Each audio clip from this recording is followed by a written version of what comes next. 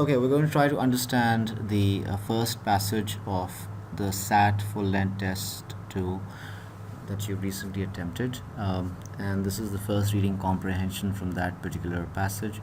Remember, when you read a passage, you've got to make sure that before you start reading the passage, you have a certain context in mind. You're going to try to make sure that while you're reading, you're actively also analyzing what the passage is talking about, and therefore trying to assimilate all the information together in a comprehensive survey of the entire passage. This takes some practice, but it's very useful. It'll help you save time. You'll understand the passage much better. You'll enjoy what you're doing, and you'll be able to get more questions right. Okay, now let's start off with this particular passage. This starts off by saying that questions 1 to 10 are based on the following passage. This is from Charlotte Bronte's The Professor, originally published in 1857. Right. No man likes to acknowledge that he has made a mistake in the choice of his profession. So, this is probably talking about a person who's thinking perhaps maybe he's made the wrong choice in his profession. Okay. So, no man likes to acknowledge that he has made a mistake in the choice of his profession, and every man worthy of the name will row long against wind and tide before he allows himself to cry out, I'm baffled, and submits to be floated passively back to land. So it's in an interesting emotional state that this person is in, and what he's saying is that most people will not accept or acknowledge that they're in the wrong profession until they finally give up. From the first week of my residence in X, I felt my occupation irksome. Irksome, the word irksome, you probably know it means irritating or not nice. The thing itself, the work of copying and translating business letters, was a dry and tedious task enough. So that tells you that it's already this job is already tedious. Okay, so it's tedious task enough. Okay, that's an important part of this passage. You've got to underline that or highlight that.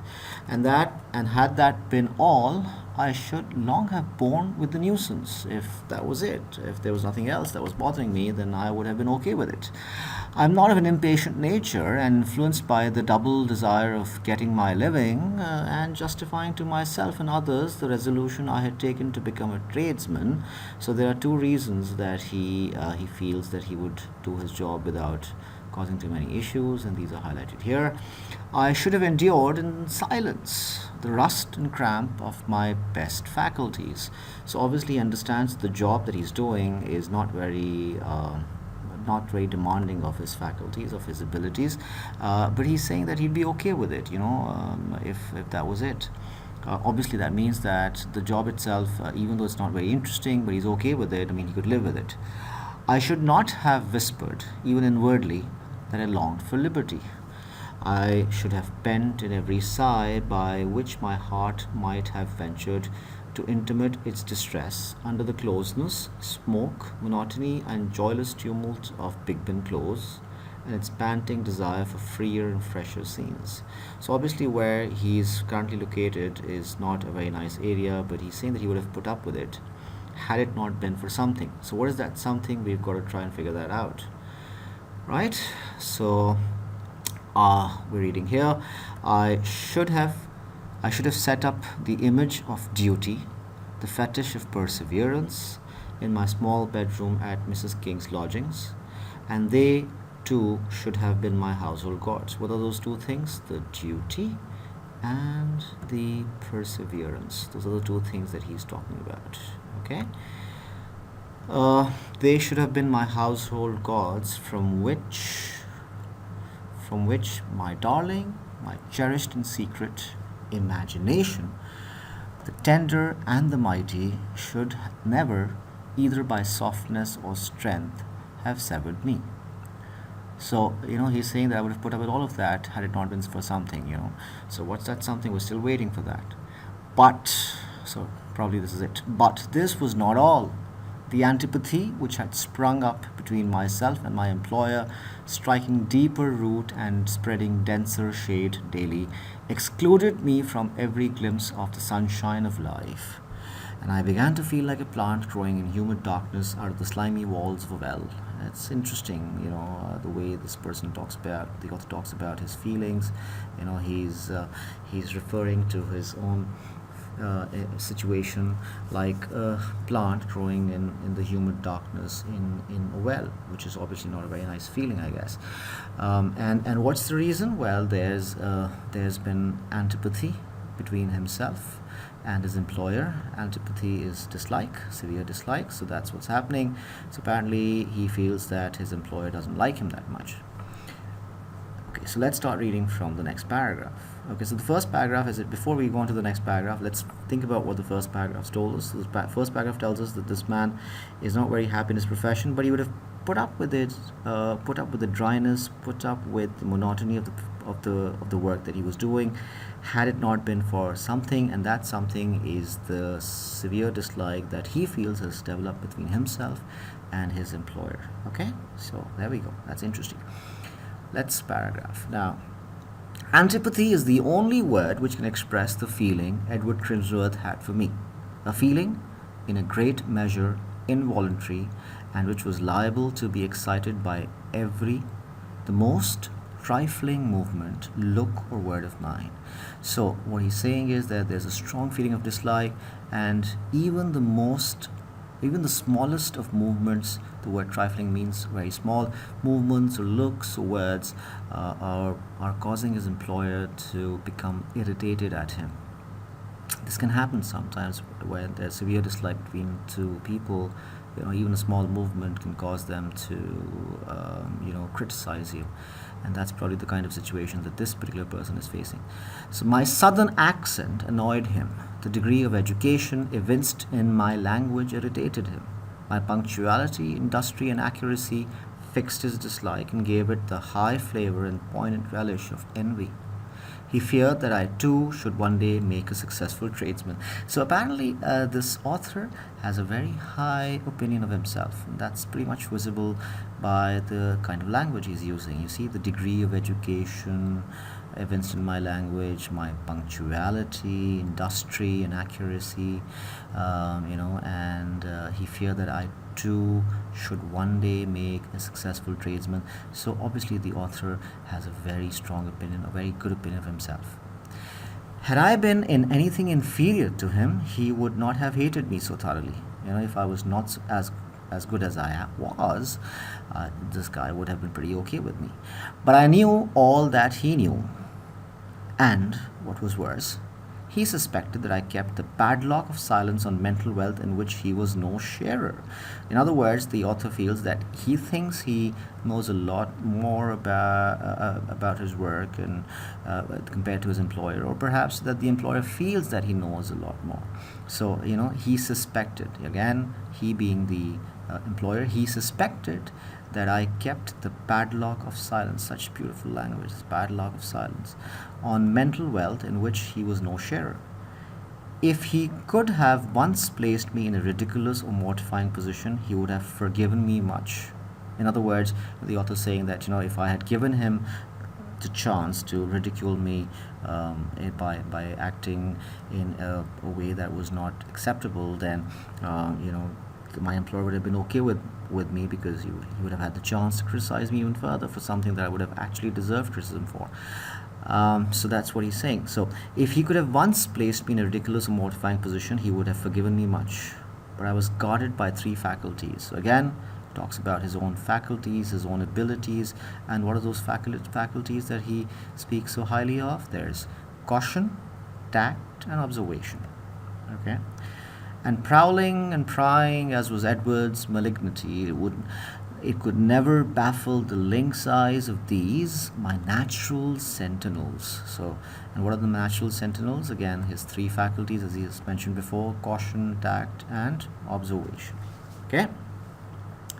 Day by day did his malice watch my tact, hoping it would sleep, that my tact would sleep, I would lose my tact, and prepared to steal snake-like on its slumber. But tact, if it be genuine, never sleeps. right?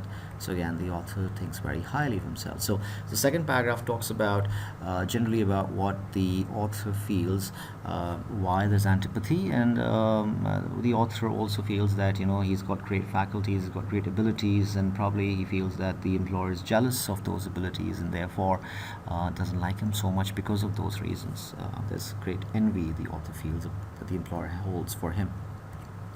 The last paragraph. I had received my first quarter's wages and was returning to my lodgings, possessed heart and soul with the pleasant feeling that the master who had paid me grudged every penny of that hard-earned pittance. So he's got a little feeling. He's feeling pleasant about the fact that his employer, who doesn't really like him that much, who had paid me, he grudged every penny of that hard-earned pittance. So he's feeling happy about the fact that his master, who doesn't like him that much, still has had to pay him. I had long ceased to regard Mr. Crimsworth as my brother. He was a hard, grinding master. He wished to be an inexorable tyrant, that was all. Thoughts, not varied but strong, occupied my mind. Two voices spoke within me, again and again. They uttered the same monotonous phrases. One said, "William, your life is intolerable." The other, "What can you do to alter it?" I walked fast, for it was cold, frosty night in January. As I approached my lodgings, I turned from a general view of my affairs to the particular speculation as to whether my fire would be out. So he's now worried more about whether his fire, the fire that's in his room, because it's probably a cold, it's a frosty night, right? So now he's focused more on an immediate issue of whether his room is going to be warm for him. So as to whether my fire would be out, looking towards the window of my sitting room, I saw no cheering red gleam. So he's like, okay, there's no fire there, so his room's probably going to be cold, and he's going to have to put up with that cold room. Okay, that's it. That's the end of the passage. Now, the objective of reading this way is to make sure that you get to interact with the passage, so you have a lot more fun understanding what's happening. You're able to connect all the paragraphs together. Each paragraph obviously talks about something different, and once you are able to make those connections, you have a much better idea of what the author is trying to achieve. Okay, so that's the review of the passage, and now we shall look at the questions.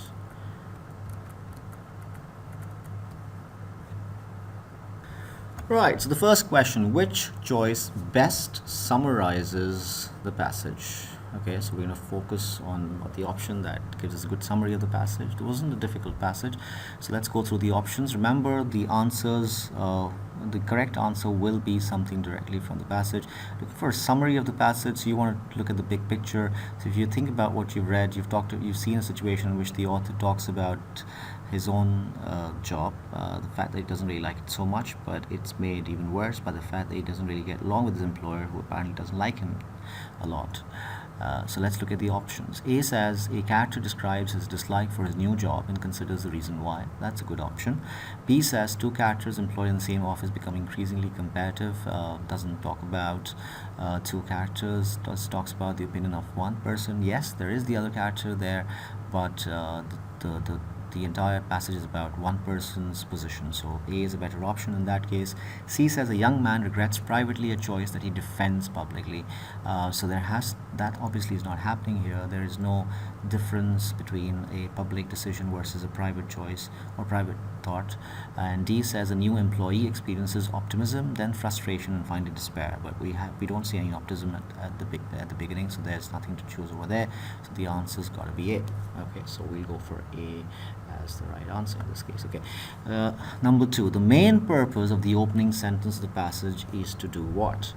Now, if you have the handout in front of you, you can read the first sentence, and the first sentence talks about it's a nice beginning. It's a slightly convoluted sentence that the author's used. It says no man likes to acknowledge that he has made a mistake in the choice of his profession, and every man, worthy of the name, will roll long against wind and tide before he allows himself to cry out, "I'm baffled," and submits to be floated passively back to land.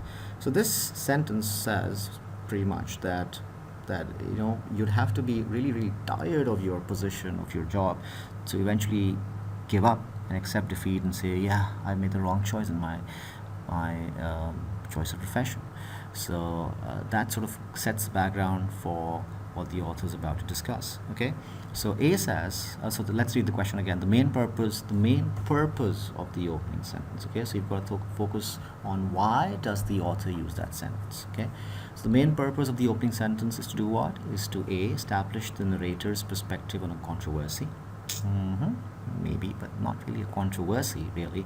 B says provide context useful in understanding the narrator's emotional state.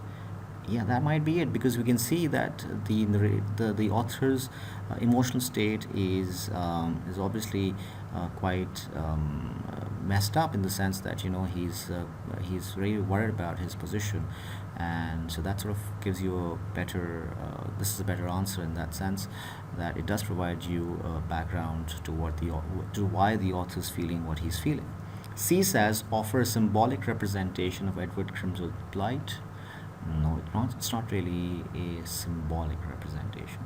And D says contrast the narrator's good intentions with his malicious conduct. But the narrator, malicious means evil, obviously. So the narrator does not admit that he's taken any malicious steps. So I don't think that would be the answer. So the answer in this case is probably option B.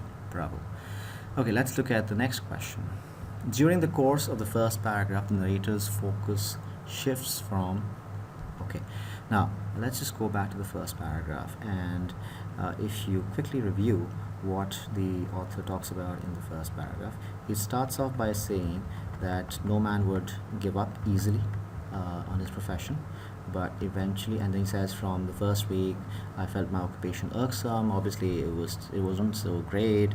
The work wasn't so good, it was tedious, and it was dry, but I would have done it. I would not have given up on it had it not been for something. And what is that something? That something is that there is a great antipathy between myself and my employer. So he starts off by saying that I don't like my job that much, I agree, but I would have done it.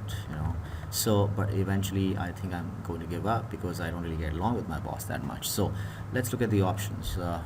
The question again is, during the course of the first paragraph, the focus shifts from what?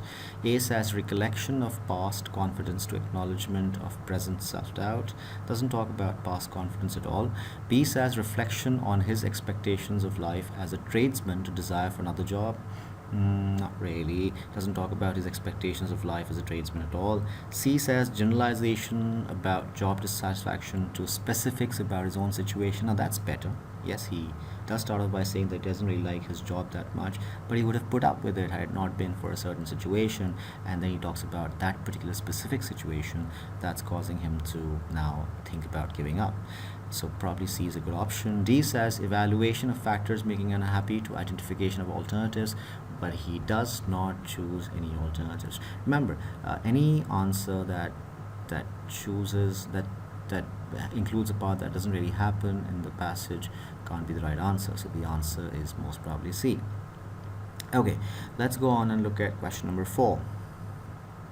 The references to shade and darkness at the end of the first paragraph mainly have which effect? Okay, so let's quickly see where the author talks about shades and darkness. Right, I think that's the last sentence. It says, but this was not all. Yeah, the dryness of the job was not all. The antipathy which had sprung up between myself and my employers, striking deeper root and spreading denser shade daily, excluded me every glimpse of the sunshine of life. And I began to feel like a plant growing in humid darkness out of the slimy walls of a well. Now, obviously, that's the kind of situation that a person would feel in if he did not get along with his employer or his co-workers, and his job became difficult because of his difficult relationship with his with his co-workers and all. So that's the kind of situation that he feels himself to be in, and he uses the words shade and darkness to bring that effect. So the references to shade and darkness at the end of the first paragraph mainly have which effect? So what's the effect that these words have? Okay, A says they evoke the narrator's sense of dismay. That's probably a good option. B says they reflect the narrator's sinister thoughts, but he doesn't have any sinister thoughts. Okay, these are evil thoughts, but that he doesn't have evil thoughts. He's just depressed. They capture the narrator's fear of confinement. Does he fear of confinement? Does he fear any confinement? Is he being confined? No, he's not being confined. He's not being arrested. He's not being locked up. So there is no confinement here. They reveal the narrator's longing for rest. Does he want to rest? Does he feel tired? No, he feels depressed. He doesn't get along with his boss. So the answer is most probably going to be option A. Okay. Now, question number 5. The passage indicates that Edward Crimsworth's behavior was mainly caused by what? Okay. Now, option A says impatience with the narrator's high spirits. B, scorn of the narrator's humble background. C, indignation at the narrator's rash actions. And D, jealousy of the narrator's apparent superiority. Remember, Edward Crimsworth is the employer, okay, the boss. So we remember very clearly in the second paragraph, the author talked about how he felt his great skills were what were the focus of the envy of his employer. And remember, he talked about how good he was at different things. He talked about his own skills. So essentially, the answer then has to be, think about it. Why does the author say that his boss is doesn't like him that much? Yes, he is jealous of the author's superiority. Okay, so the answer is D. That should be very easy to answer. Now, that's number 6. The passage indicates that when the narrator began working for Edward Crimsworth, he viewed Crimsworth as what? Well, now, if you remember, here in the last paragraph, the author here says, I had long ceased to regard Mr. Crimsworth as my brother, which means that initially when he met Mr. Crimsworth, he probably liked the guy, or he felt that was a nice guy. So initially, the question says, the passage indicates, so it doesn't really say, but it indicates that when the narrator began working for Crimsworth, he viewed Mr. Crimsworth, his employer, as what? As a harmless rival? No, as a sympathetic ally. Probably because that's what you would mean. He says that I have now stopped thinking of him as a brother, which means earlier he thought of him as a so-called brother or a so-called sympathetic ally. That could be a good option. Prospective judge? No. Demanding mentor? No, not really. He does view him now as a hard master, but not earlier. So the answer is probably going to be Bravo, option B. Number 7. Which choice provides the best evidence for that? That should be easy. That was here, line 61 to 62. I thought of him. I had long ceased to think of him as my brother. That was mentioned in the last paragraph, so this should be the answer. Question number 8. At the end of the second paragraph, the comparisons of abstract qualities to a lynx and a snake mainly have the effect of what? Okay. Let's start reading from here. If he could have once placed me in a ridiculous, mortifying position, he would have forgiven me much, but I was guarded by 3 faculties: caution, tact, and observation. Okay, so he talks about how his 3 faculties protect him. And prowling and prying, as was Edward's malignity, it could never baffle the lynx eyes of these my natural sentinels. So he's now assuming as if caution, tact, and observation, his 3 great skills, his 3 great faculties, are his natural sentinels, his guards. And lynx eyes, lynx is a kind of a cat, a wild cat. So lynx eyes, and obviously cat's eyes are supposed to be very good. So the author is saying that his 3 skills of caution, tact, and observation were able to protect him because they had great eyes. And And Edward was looking to find fault with the author, but couldn't break through, couldn't really do anything about it because the author was very cautious and tactful and observant. And the lynx eyes of his three skills protected him. Day by day, did his malice watch my tact. His malice, as in the malice or the evilness of the malice, the desire to do harm, his malice, whose malice? The employer's malice. Watch the author's tact, hoping it would sleep, that the tact would sleep, so that the author would slip up and make a mistake. And prepared to steal snake like a snake, on its slumber, so that slumber is sleep, right? So if my tact were to go to sleep, then my employer would have the chance to attack me like a snake, but my tact had eyes like a wildcat, so was able to see what was happening and protect him. So these sort of imagine a wildlife kind of a situation. So you have a cat which is very aware and agile about what's happening, and there's a snake trying to attack. Um, so you sort of shows the kind of expectation of an altercation that might take place in a wildlife kind of scenario, except that this is between two people. So at the end of the second paragraph, the comparisons of abstract qualities to a lynx and a snake mainly have the effect of what? A says contrasting two hypothetical courses of action, but there aren't any courses of action to talk about, so A is not the answer. Conveying the ferocity of a resolution, but there is no resolution, there is no solution. So that would be a resolution, so that's not the answer. C says suggesting the likelihood of an altercation, that could be a good option. And D says illustrating the nature of an adversarial relationship. An adversary is an enemy, so an adversarial relationship would be a relationship in which two adversaries are involved. That's probably a better option because that sort of illustrates sort of produces a situation in your head where you can imagine a snake trying to attack a cat, and a cat being very aware of what's happening and therefore being good at protecting itself. So it does illustrate the nature of that kind of an adversarial relationship. So I like option delta as my answer. And C is probably not the better option because C, he's not really suggesting that there's the likelihood of an altercation. He's saying that I was able to protect myself from an altercation because I was very aware of what was happening. My tact was very aware of what was happening. So D is probably the better answer. Number 9 says the passage indicates that after a long day of work, the narrator sometimes found his living quarters to be what? Well, he was expecting the living quarters to have a little fire going on. It was a cold day, but there was no fire, so probably he finds it to be a bit dull and dreary. So the correct answer would probably be dreary. Okay, right. And the last question, number 10, which choice provides the best evidence for the answer to the previous question? Well, I think that was here towards the end. And it says, as I approached my lodgings, I turned from a general view of my affairs to the particular speculation as to whether my fire would be out. So it's somewhere between lines 70 and 75 at the end. Okay, so let's look at the answer options.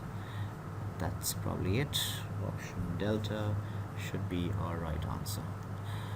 The word dreary means dark, bleak, and that's why the answer is 9. For 9 is Bravo. So that's the end of the first reading comprehension, and I hope this has made it a bit more clear to you in terms of how you're going to read the passage and how we'll approach the answers. Okay.